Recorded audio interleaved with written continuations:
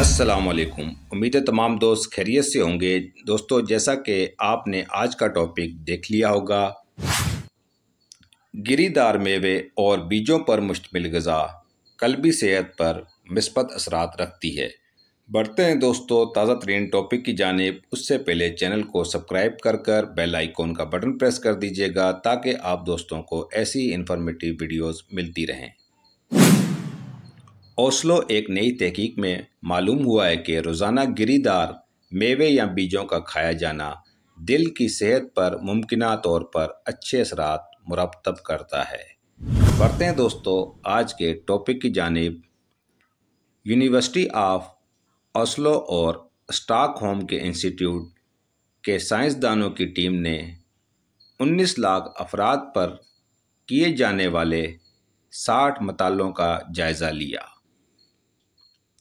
जायज़े में रोज़ाना तकरीबन 30 ग्राम गिरीदार मेवे और बीज मिलाकर खाने से कोलेस्ट्रॉल और अमराज़ क़ल्ब में कमी से ताल्लुक़ सामने आया है, जबकि दिल के दौरे या फालिज के ख़तरात या इनसे होने वाली अमवात के ख़तरात 1/4 तक कमी भी दिखने में आई। अगर दोस्तों मज़ीद बात करें, महक़क़ीन की जानिब से इन मतालों का जायज़ा लेने की वजह से ये थी कि इस बात का तयन किया जाए कि आया गिरीदार मेवाजात और बीजों की खपत और कार्डियोवैस्कुलर अमराज, क़ल्बी अमराज, फालिज और टाइप 2 ज़ियाबतीस के दरमियान कोई ताल्लुक़ है या नहीं।